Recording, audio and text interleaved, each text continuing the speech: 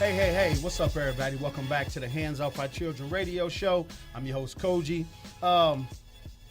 This show is definitely taking off with some great information, and it's definitely taking off in a direction where I wanted it to go, where it's great debating, not debating where we getting heated or we getting mad, because every time when we bring up something about religion and Christianity, and that's what the show's about today. Everybody, if you just tuned in, I want to thank you. I'm the host, Koji. It's the Hands Off Our Children radio show. We're talking about Christianity. We're talking about the knowledge of religion. We're talking about atheists. We're talking about Buddhists. We're talking about yoga. We're talking about mental, therapy. We're talking about anything it takes for you to be the best you.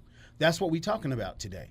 Everybody in this world, we ain't the same. But one thing I know for a fact, we all got to live in this world together. And why not live in it in understanding and peace, and me saying, I can accept who you are, you should accept who I am, and we can still be the best of friends. If we can't, we can agree to disagree, and we can move on, but we don't got to make war in the midst of us moving on. Pastor Terrence Horn from True Ministries, Inheritance Ministries is with us from Jacksonville, Florida. I want to thank you again, sir.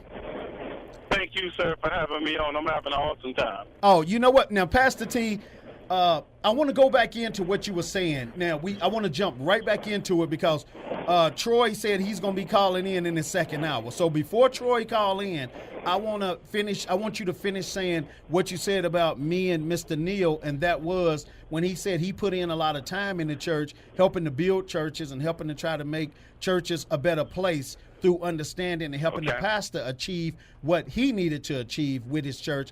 I said I was an over-tither. And when I said an over-tither, that's because I wanted the best for the church. And if I had a little bit more than I can give than I usually gave, that's because I want the best for that church. So I just wanted to throw that in right there. It wasn't for show. It wasn't to show, right, oh, I'm the super tither. I'm this. No. It's because I really cared about the church that I was at to see it grow. Right. Okay. Here's what I was picking off from. The fact that both of you were saying that you were not in the church now. What you did was you burned yourself out in the church. And remember when they took Jesus into a temple and his disciples began to tell him how beautiful the temple was? And Jesus told them that, hey, not one brick would stand on top of another. He was not interested in a physical building, which many of us, we like, oh man, the big church, we got to build this big church. Jesus is not interested in that. What Jesus is interested in is he's interested in building a place or creating a place of inhabitation where God can dwell. Now the scripture says that God cannot dwell in buildings made by man's hands. So what Jesus was interested in was building the people, the individual vessel. You see what I'm saying? Right. And he was building the individual vessel for the inhabitation of God. But many times when we go to church, it's all about the church business. It's all about giving all this money to the church. I tell my congregation every week, don't y'all bring all that money in here, because you guys are responsible. We are responsible for going out and feeding the people and clothing the people and making sure that that those who are less fortunate have the necessities they need, because according to the word of God, the way you give to God is not by giving a tithe and an offering to a church, but you give it to God by doing it for the least of these. He says, you do it unto the least, you have done it unto me. And so many of us have been church, we have been burnt out in church, and so it has set us up now for church hurt. If we would have ever been taught the purpose of the church, like I said before in Ephesians 4:11, is for the pastors, the apostles, the prophets, evangelists. They are supposed to bring you into the unity of Christ, which means that they're supposed to make you and Christ one. That's the whole purpose. That we're not supposed to be talking about cars, houses, money, none of that stuff. We're supposed to be clearly, if Jesus came to save your soul, why am I talking to you and prophesying to you about a house? That's right. That just don't make sense. So our goal is, and what happens is, and I apologize to you guys, we do have a lot of churches. The Bible says in the end days that there will be false prophets, and we're seeing many false prophets. And so we're going to a church, and we're being completely fed in the flesh when it is our souls that need to be fed. And once your soul is fed, then a pastor don't have to teach you tithe. Because the old law was about God dealing with the people that were of the flesh. Right. The new law is about Jesus dealing with people that are of the spirit. Now let me explain this to you. When Jesus came, if Jesus wanted the mega church, if he wanted a bunch of people following him, then he should have came with the most expensive clothes on. He should have had some gold around. He should have been dressed like the Pharisees and Sadducees. But those who identified who Christ was, they didn't identify him according to what he physically had on or his education, because in churches now a lot of education has been thrown. Oh, I'm Dr. So-and-so. I'm this so-and-so. These are the things that Jesus turned away from, the things of the flesh. But you had to identify Jesus according to your heart. So in other words, you seen 13 men walking down the street and something in your heart say, that's him.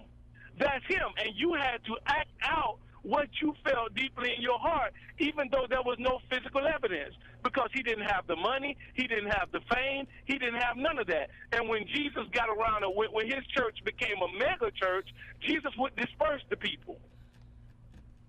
Okay. Now, okay, Pastor T, let me go to you real quick, and then Sunshine, I'm gonna come to you. Okay. I want to come to Sunshine. Then I really got to go to E, because right now he's the baby of the bunch. And what I mean by that is he's not into church, and like he said, he don't even know if he believes in God. He's here for a reason, and he's existing, but he wants to know why he's here, what he can do in his existence to make this a better place. Right. But first, let me ask this question, and I'm saving the best for last. I'm coming to you. And then, we got to come to Cosmin on this. But I want to ask you this real quick, Pastor T. With me being out of the church, that's my choice. I didn't get past the church hurt. I didn't get past that. I do better work on the outside perimeter, handling everything that I do. Mr. Neal, we talk every day on the phone. He still goes to different churches on Sunday mornings, Bible study and everything. So he's still going in and finding what's best for him. You know what I'm saying? Where he goes. Am I right or wrong? I got you wrong. No, you got me wrong, brother. I thought you still go to church. No, I don't go to church. Now, let me correct you. Now, I don't do church. I do online ministry. Okay, but hold on. You tell me about different churches that you went to that you felt they was a pretty cool church. That's what I'm talking about. Oh, yeah, in the past. Right, yes. right. That's what I'm talking about. Yeah. Okay, but the thing about it is, Pastor T, we just got through saying in the beginning, and I want people to hear this and understand what we saying when we said you need to go around to different churches and find what church is best for you. What I found what was best for me, Pastor T, is to work out of the church, not worry about what's going on in the church with different people, but to definitely do as many great things as I can on the outside for people to help them to be ready to go back into the church if they want to go back into the church, or if they don't want to go to the church. I'm still an example outside of the church that they can be good people and still do great things for church, great things for other people that they see that are struggling. Do you get what I'm trying to say? Yeah, I get exactly what you're saying. I have a young man who claims to be a member of True Inheritance Ministries. Well, really, we haven't seen him in months. And he's always telling me, Pastor T, every time I talk to somebody, I tell them about True Inheritance Ministries. Okay. There's no power in what you're saying. And the reason why there's no power, because how can you tell somebody else that they can go to the church or giving them of the freedom of going to the church when you yourself are not in the church? That means something in your soul is not lining up with what your mouth is saying. Well, hold on. Okay, right. Now, what we're saying is we're sitting back and we're saying, okay, I'm out of the church. I'm going to tell you, I tell people quick, church on Sunday morning should be nothing but really, honestly, it should be like a couple hours. Right, right. What we're talking about is a couple of hours of you giving God worship and you receiving a word from the Lord. Now, if I can't wake up on a Sunday morning and give God 2 hours, how can I give him the rest of the week? Okay, now, Pastor T, okay, I'm glad you said that, and I'm glad you set it up that way. It makes a lot of sense. I look at it like this. I could be a person that's really doing damage to the churches if I wanted to use my power and use this mic to destroy a lot of churches that I really know what they're doing. but I don't do that because number one, Right. that was then and this is now, and I know those churches Right. have got better and those pastors have got better. You get what I'm trying to say? But the Yeah, thing about it exactly. is, Pastor T, is that if I'm telling people that I want to help y'all get back into the church, we are talking about the ones, Pastor T, who tell me personally, Koji, I still like church. I still want to go to church. I want to find the right church. You get what I'm saying? I feel like Exactly. church ain't for everybody. Like something like basketball ain't for everybody. That's why people play football. That's why people don't play football. They play soccer. Right. Everything ain't for everybody, but you can still be a great fan in the stands or you can be a great player on the field. I'm still a Right. great player on the field for Christianity, you know, for love, for hope, for faith on the outer perimeter. You get what I'm saying? Pastor Okay, T, yes, I sir. do way more work than a lot of people do that sit in front of you every Sunday and Wednesday. Exactly. And one thing I can say, Can I get that you amen hold on that on. one? You always text me and show me love and say, Koji, I love what you're doing with the show. I love your message. You are always a great encourager for me to keep going and choose to do right first. Exactly. But let me tell you what the difference is, Coach, and I'm going to be straight up honest. All right. I asked the question earlier, and I said, what was the purpose of Jesus coming? Oh, we never Now, we never got to that. Okay. What we can sit back and we can say, you know what, I'm doing good.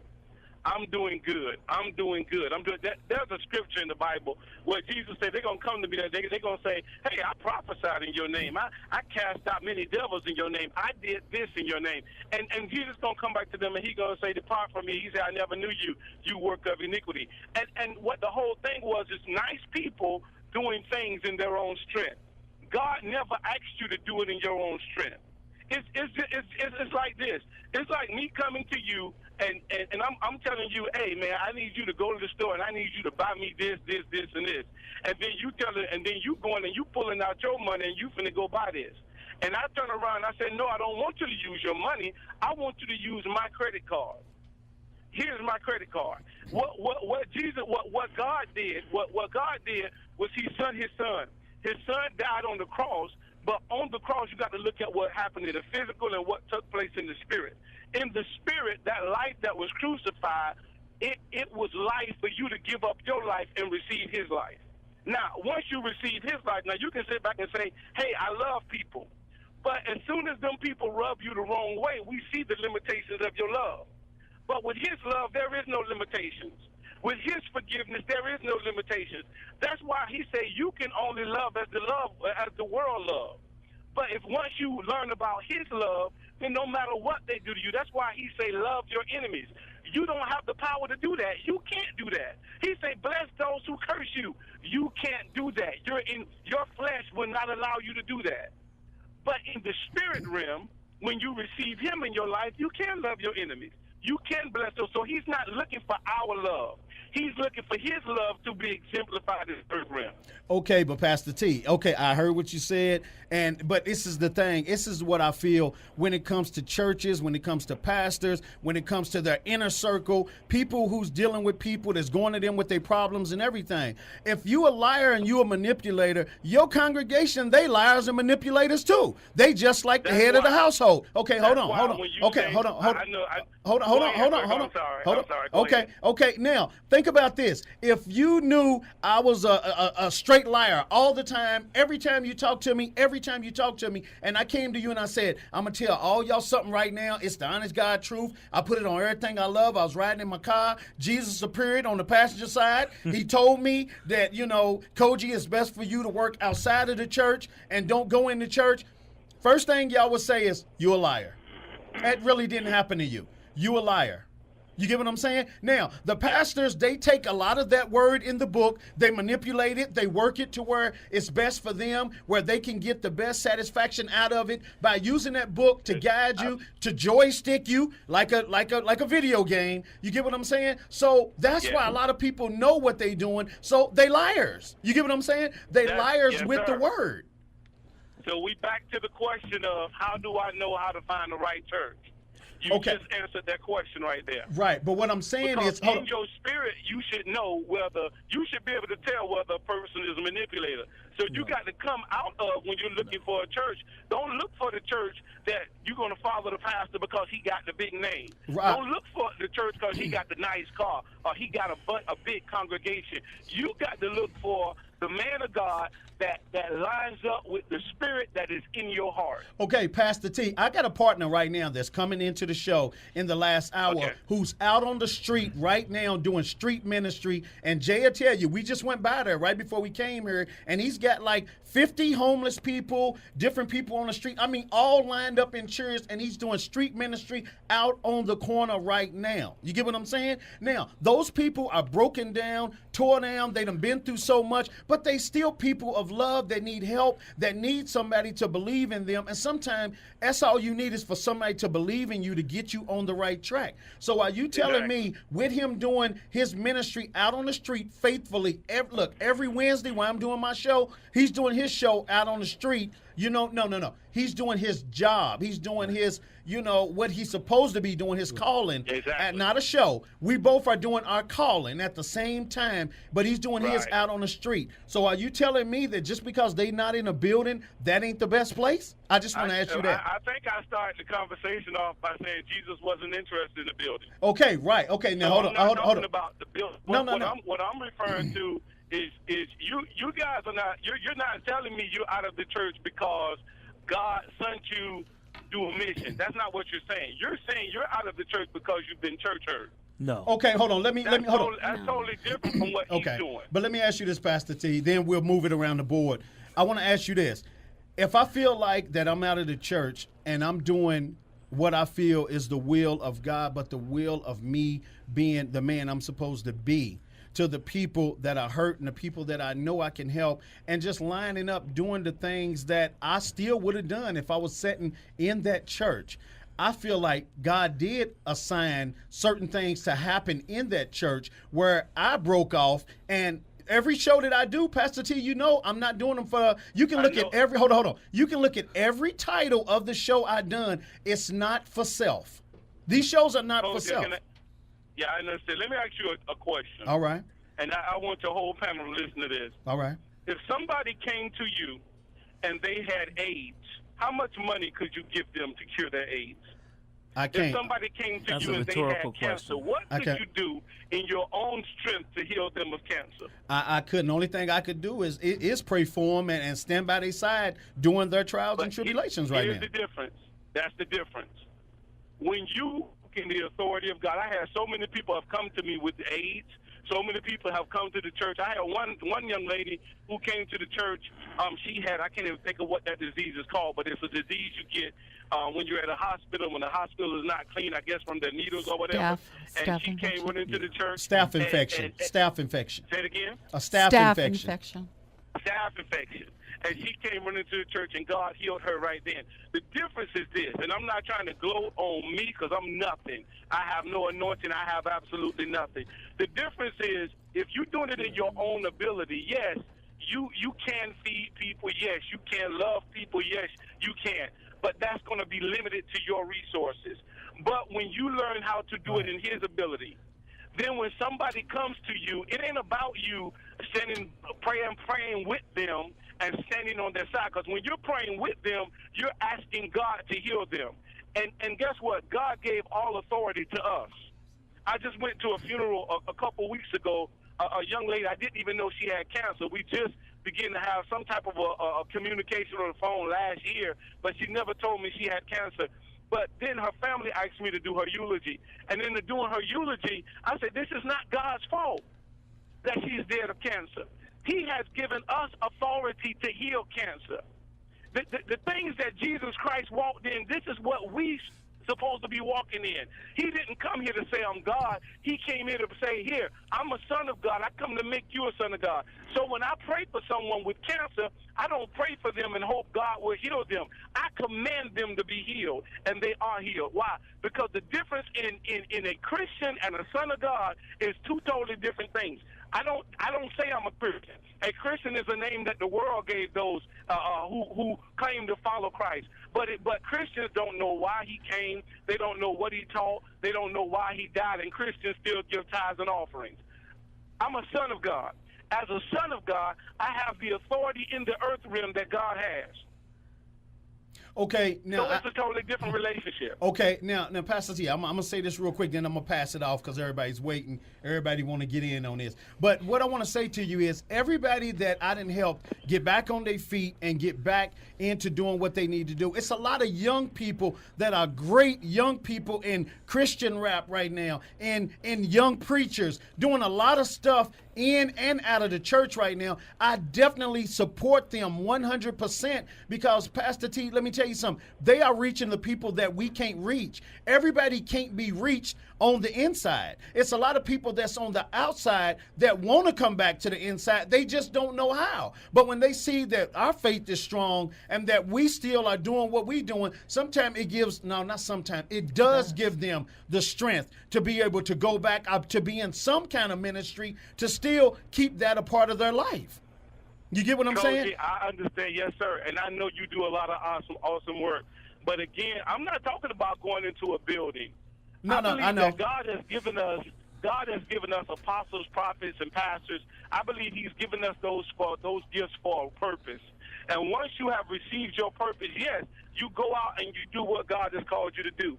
Now, just imagine this. All the people you help, and you do an awesome job. All that you did it in your own strength. Imagine what you could have done in His strength. Imagine what you could have done with an unlimited credit card.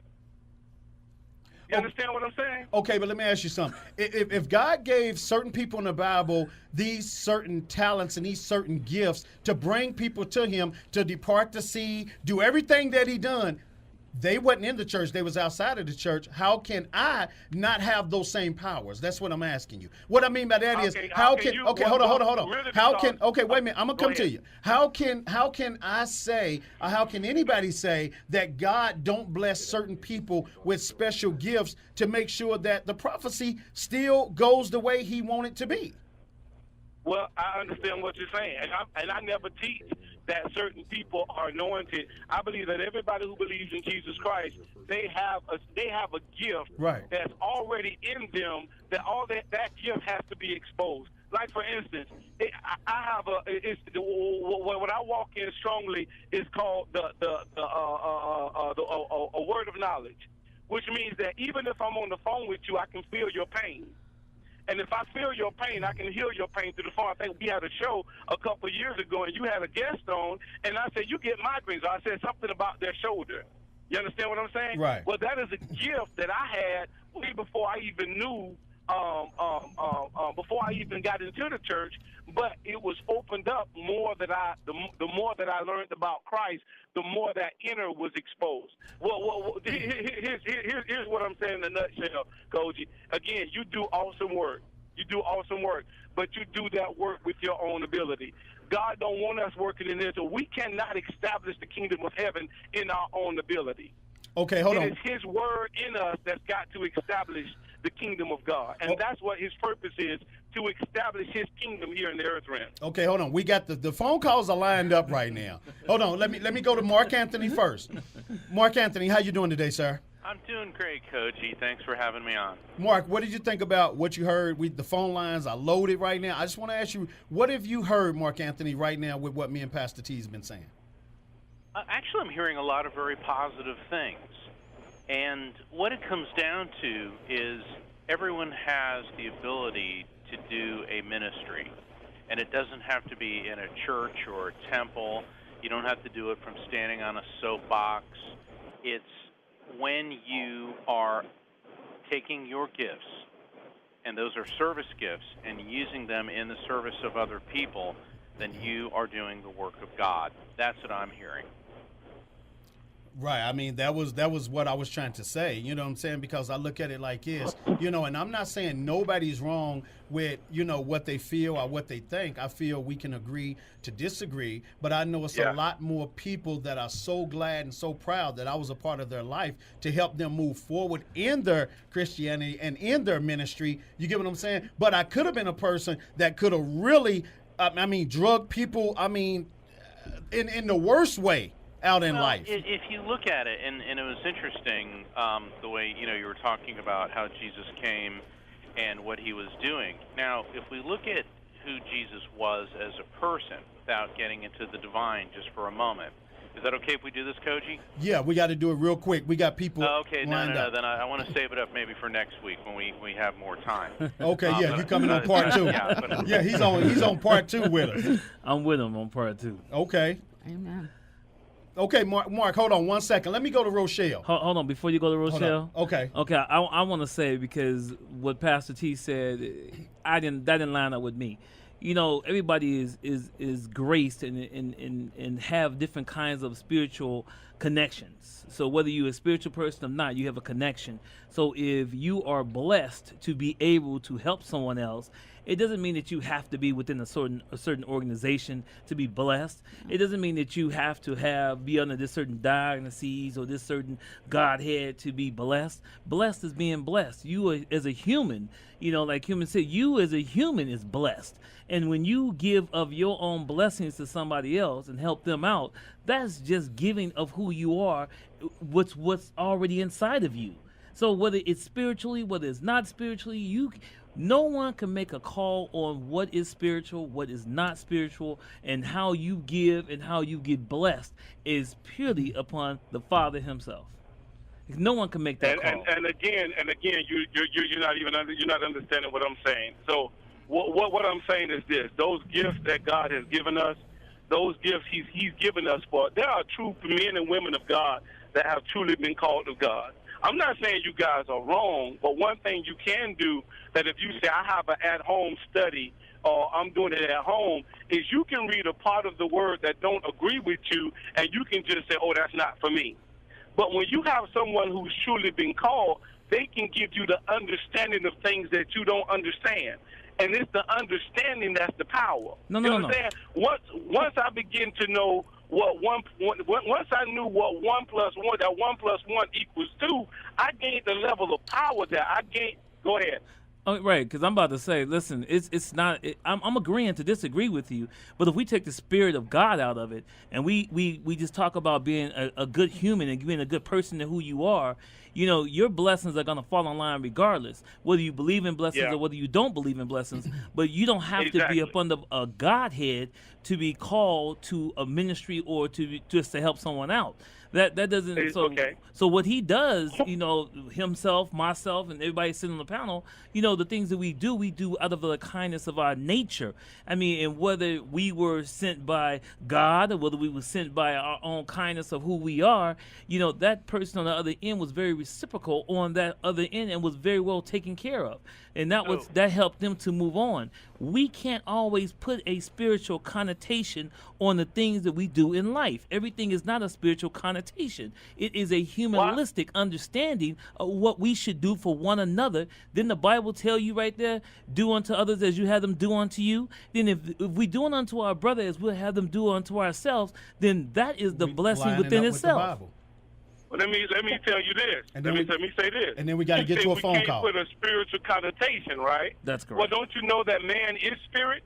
That you're spirit first? So everything is spirit. So to say you can't put a spiritual connotation when you are spirit, even scientists and theologians say man is spirit who lives in a body who possess a soul. Now that's undebatable. When you're telling me I can't put everything spiritual, then what exactly are you saying? Because you are spirit first. You're missing the point when I said the thing about spiritual. And we got to get to a phone call. Go ahead, real quick. What I'm trying to say is you can't link everything that you are talking about or everything that's been spoken of to a certain religion, to a certain culture, to a certain belief. You have to believe, first of all, in yourself, That is the first rule of life. Believe in yourself, because believing in yourself helps you to get to where you need to go in life. So I'm not saying that you can't have the spiritual connotation, but understand exactly who you are as a person in yourself before you start talking about who you are a person in God, because the problem is everybody think that they're a person in God. I got you. That's good. Okay, well, That's we good. Hello, Rochelle. Okay. How you doing? I'm fine. I was going to say a question, but it really is not a question. However, Pastor T, I don't mean any disrespect, but just from listening to you, I honor your position. However, me, from what I'm getting and what I'm understanding, just because you're in a church, we need to go to a church to be healed.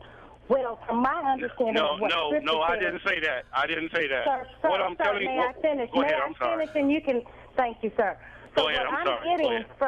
What I'm getting from you is you're saying that even though people are out ministering and they're conducting their ministry, they may have been in a church, they may have been hurt in a church, but that may have been God interceding to put them out and do their ministry out in the streets. Right. Because when he dispatched the disciples and had them go over here and go over there, and they could not cast out, Jesus, too, went out and cast out that spirit into the swine, so they were not under the house. Nevertheless, we are the church, so we don't have to go to a church in order to be healed of any disease. All we have to do is to call on our Father. And again, sometimes when you go to a church, that church may be led by self because that minister was not called. That's right. Just because they're in the street doesn't mean that they weren't called or ordained to do that in the street. Well, that's what I was saying. That may be their ministry, right. But not all the time. When you go to a church, that pastor, he may be healing, he may be saving, but he may be doing that in his own right as well. Jesus came across that. People were healing and prophesying, but it wasn't in his name. So just because we're going to a manufactured building does not mean that the church is not in us and we can't bring it. Where there are two gathered, there he is.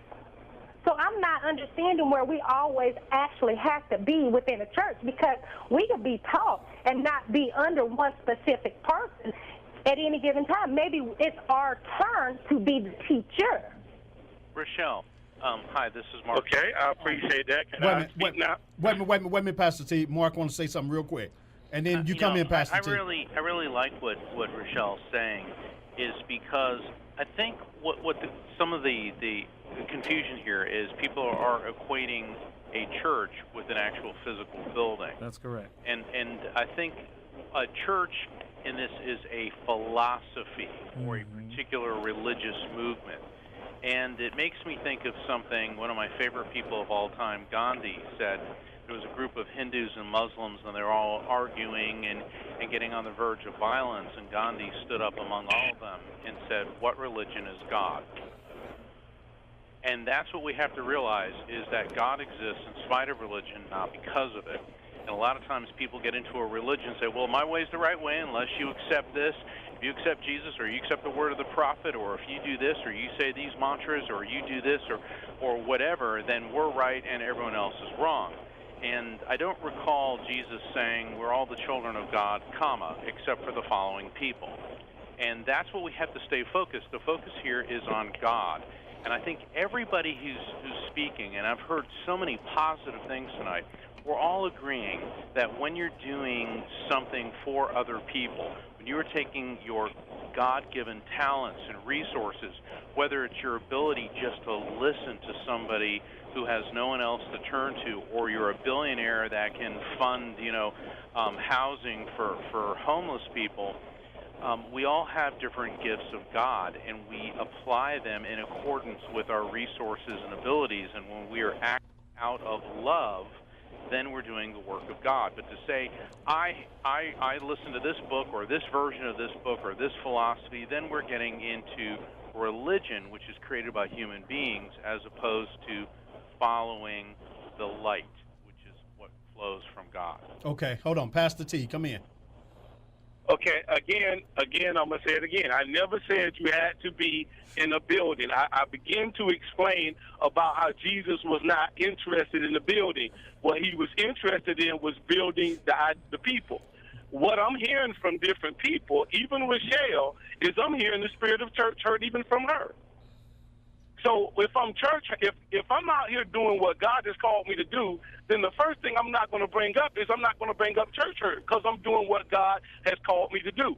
But if I'm church hurt, then I'm going to go out and I'm going to go do something and say God has called me to do that because I'm church hurt. But Pastor and T, that's exactly what I'm hearing from her. Okay, Pastor She's T. church hurt. Hold on. Go ahead. Pastor T, hold on. I'm not going to cut you off because I'm going to let you right back in, but I want to say this. You know what? We all are church hurt in our own way. Now, you even told me you were church hurt at one time. The way, hold on. Yes. The way the pastor did you a long time ago and outcasted you, your wife, your family, and everybody, but it made you turn around and want to go do better and treat people better and give them a better understanding of God. You get what I'm saying? But in the midst of that, do you know what caught my ears a long time ago when you was telling me that? Your testimony. Your testimony. And that's what I give when I talk about my past church hurt. I'm only giving my testimony. Mm-hmm. Do you get what I'm saying? Yes, Rochelle, sir. Rochelle was only giving her testimony. We all got a testimony. Exactly. But your testimony is only finished when you come over your testimony, when you've come through your test. And all I'm saying is this, and I was telling this to Miss J earlier, I said, you know what? When God called me, when I heard His voice call me that third time when He said, I called you to minister my word, when I heard that, I was outside the church. I had been outside the church for 5 years, didn't want to have nothing to do with the church. Right. And I told God, I said, God, I don't want nothing to do with the church. I don't want to preach to people. I don't want to be preaching to people, manipulating your word. I've seen pastors do all this stuff. I don't want to have nothing to do with it. But you know what? He turned to me, and you know what he said to me? He said, do it right. Right. So I'm not giving a testimony when I've been church hurt and I'm still outside of the church. That's not a testimony. I haven't got over my church hurt yet. Okay. What a testimony is when, okay, yeah, I was church hurt, but I'm not going to give up on the church. God, lead me to a place where I can worship you, where I can spend a couple hours on Sunday. That's all. It's a couple hours to give you praise, where I can hear from a true man of God to speak into my life. Okay, Pastor. That's all I'm saying. Okay, Pastor T, I get what you're saying. I really do. But I'm going to ask you this one question, and this is going to nip it in the bud on this conversation. Okay. You know what I'm saying? Because we all are agreeing to disagree.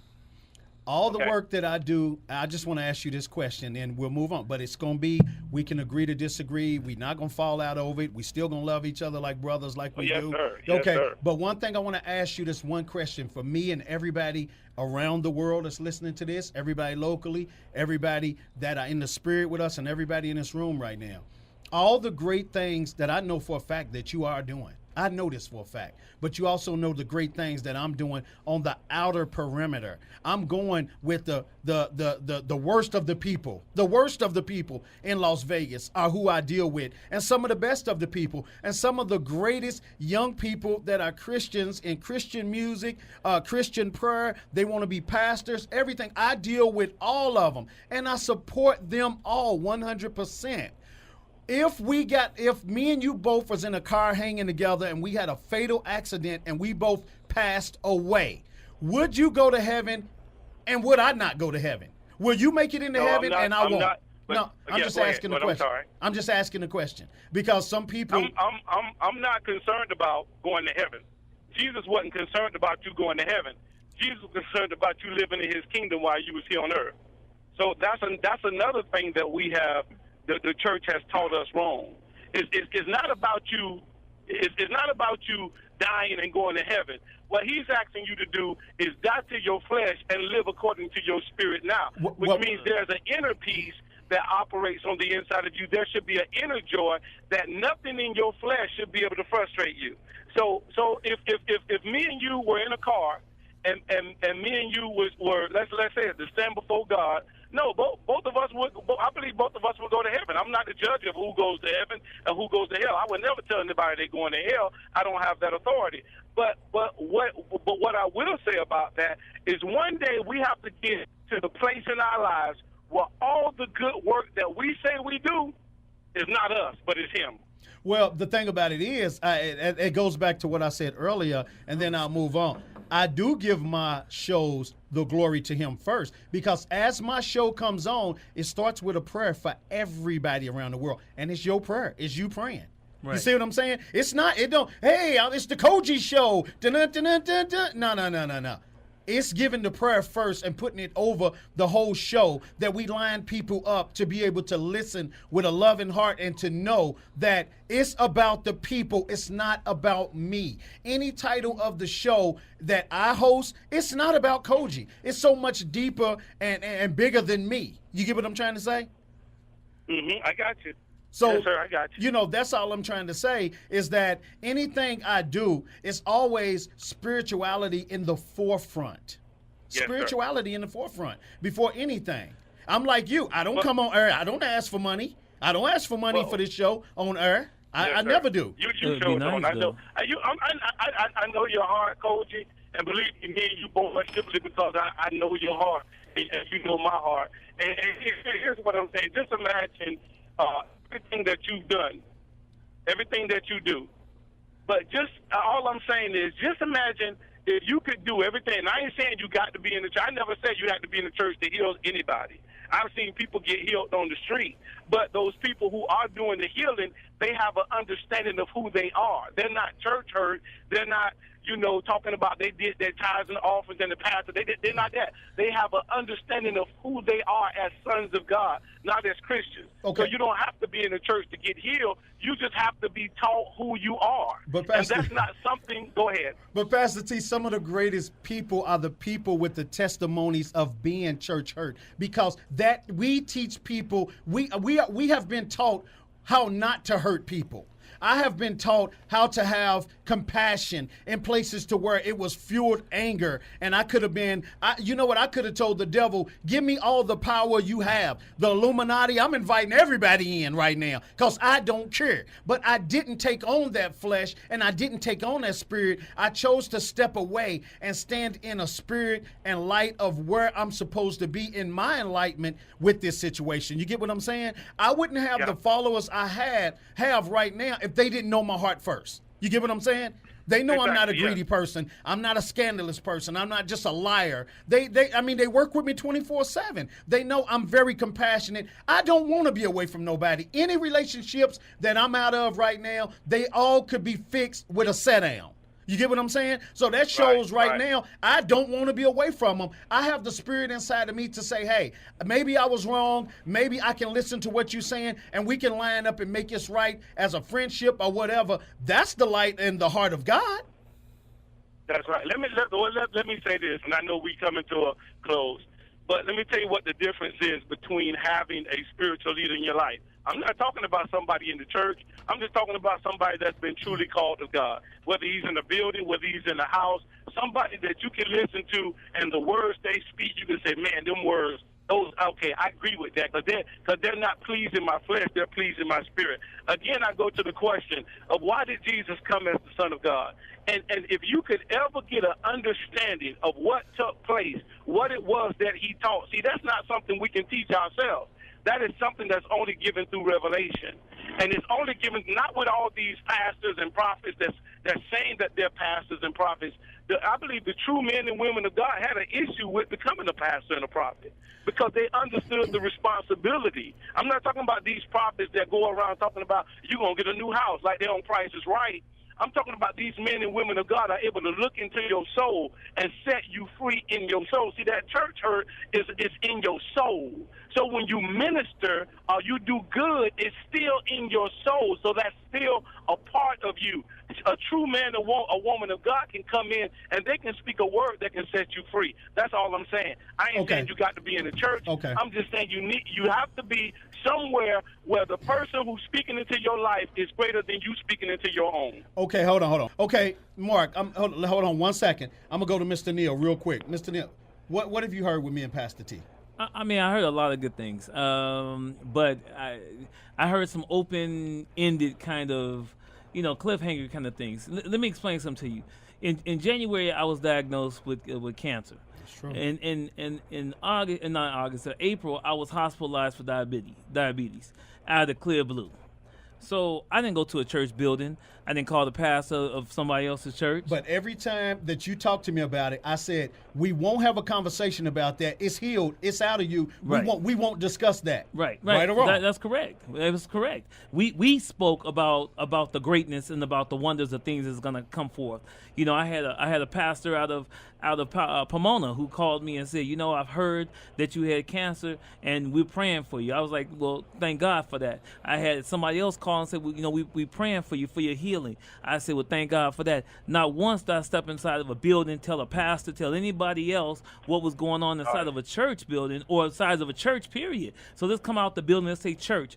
I wasn't talking to anybody because where I was at in my life, it was causing me a lot of pain, a lot of grief, and I wasn't going through it. So I looked within what I've already knew, and the people around me who were spiritually, who wanted to be in my life, they were telling me exactly what I needed to hear. They were feeding me the encouragement of what I needed to hear. So when I went to go see the doctor, he says, well, you know what? You're done with this diabetes thing. I don't even know why they even thought you had diabetes. Took me off the medication. I said, praise God. I went last Tuesday to go to the cancer doctor to check in to see about the cancer when I was having surgery. Now I think 3 times I was supposed to have surgery. On the last time, the plastic surgeon died. So that kind of let me know that I need to go ahead and do this biopsy. And Because on the second one, they rearranged it the day before out of the sky blue. out of clear blue. Right. They had me at 2 different hospitals. Right. So, you know, God gives you, you know, you have spiritual wisdom and you have an understanding and you have people around you who is knowledgeable and understanding their spiritual like. So going through all this, he says, you know what, there's nothing I can do for you about this cancer because it's gone. He said, I can't find cancer in your body. I can't find anything. Now, when I was in church, because you keep talking about church hurt, I don't have church hurt. I have church understanding. I know exactly Right, that's where what I'm I'm at. saying right now. I I know. have church understanding. I know my limitations with dealing with people in church. I know my limitations dealing with pastors. I know my limitations dealing with people who say they're prophets. So, no, I didn't go seek any of those people because when I was at a point inside of a church, inside of a building, under a pastor, paying tithes and trying to do as much as I couldn't get nobody to come see me in the hospital. I couldn't get the benevolent ministry to come out and take care and pay my bills. You know, you get what I'm Right. saying? So when I was homeless, the people who was not in church took me in. When I'm sleeping in my car, didn't have no money, didn't have a job, the people who were my friends who didn't believe in God and who wasn't in church are the same ones that picked me up and said, hey, I got you covered. But even in the hospital, I was by your bedside. Right, he was by my bedside when I was there in ICU. I'm sitting in ICU for 5 days. You know, I didn't ask for nobody. I didn't call on the ministers. I didn't call on the people. I didn't call anybody. I mean, people just heard the word of mouth that I was in. I think I did call you though. Yeah, you called me. Yeah, I told was. me That what I was in Yeah. the hospital. What I'm trying to get you to understand, Pastor T, I'm not attacking you. That's not my job, and I'm not trying to tell you who can go to heaven because I'm not the judge. What I'm trying to say is, on an open-minded understanding, when you're dealing with people, everybody are at different levels of spirituality. Everybody at different levels of understanding of where they are with God. Wait a minute, hold on 1 second. Miss Elsa Prado from Chicago. How you doing today, Elsa? I am good. I'm good. Just listening to everybody. Elsa, what do you think Hello. about, we down to 4 minutes before we go into the third hour. What have you heard thus far, Elsa? Well, I'm hearing very individual opinions and basically where people are. I can tell you that not everybody's at the same level playing. Right. So I definitely know that, you know, it all depends on the person's level of spirituality. Some people have it, some people don't. Right. And that's what I'm hearing. Right. And we agreed to disagree with love. Absolutely. Right. Absolutely. I mean, we have respect for everybody's opinions and their feelings and where they're at. You know, you can't make a person grow. Right. You know, Let me- it takes time. Wait a you minute, know, let me and experience. where you're in that development stage, that's where you're going to be. Right. Wait a minute, Elsa. I'm going to go to Cosmin. Cosmin, what do you think about this? Well, I'm not running for president, so I don't need to be very. Political. No. What is it when you're very, very not famous, but when people like you? Popular. So I don't need to be popular, popular. Yeah. But I think we're talking way too much, and without hurting anybody's feelings, I think we're talking a lot, and we're not doing anything.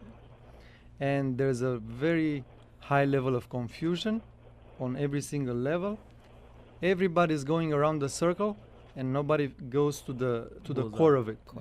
You're just wandering around doing entertainment. You're polluting your own minds with all these ideas, and you're not sitting down, you're not serious to do something about your health, about your mind, and ultimately about your soul.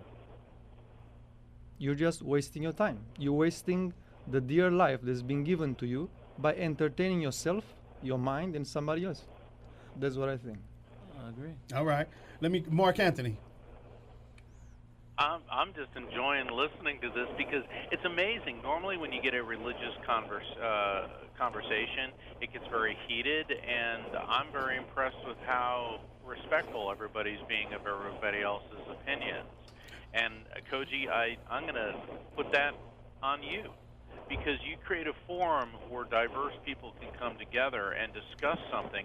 And you always hear about, don't talk about religion and politics, because it gets people hot under the collar. Right. So that's what I like, is that this is a forum for people to come in and discuss these things without saying, well, I'm right, you're wrong, and you're bad, or I'm deciding who's going to hell. Because to me, the ultimate act of ego is creating God in your own image so that he hates the same people you do. I hear you. That's real talk. Pastor T, real quick. A lot of good feeding. That young guy who came on and said he had diabetes and cancer, I thank God Mr. for Neal. your healing. But ultimately he said, yeah, the doctor said it was God. But again, he brought back what I was saying, and I understand what he said about we're going in circles, but I never said you had to be in a building. I just said you needed somebody to tell you something that you're not telling yourself, that you're not, that something positive that you're not going to say to yourself. But sometimes we be so depressed and so hurt that if we don't have that right spiritual leader in our lives, many times we don't get what we need. Thank God he had people around him who spoke into his life and gave him positive things. That's what a pastor and a prophet, that's their job. That's what they're supposed to do. Hold on, Pastor T. We down to 20 seconds. So, we're going into our third hour. And Pastor T, hold your thought, because I'm going to come back in to you. So what Pastor T is telling us is that we Daniel's son, and we need a Mr. Miyagi. You know what I'm saying? We need somebody to bring us up higher. All right, so everybody stay locked in, stay tuned in. It's the Hands Off Our Children radio show. I'm your host, Koji, and I hope y'all enjoying the show, and we'll be right back. What are you talking about? You can't come pick her up. Come get her now. You do this all the time. What are you talking about? You don't pay for anything. You don't take care of her. I do. I have a life I have to live. I have deadlines I have to do. If you don't come get her, I'm going to leave her here. I don't care. No, this is crazy, because every time I need to do something, you don't come get her. You don't want anything to do with her. But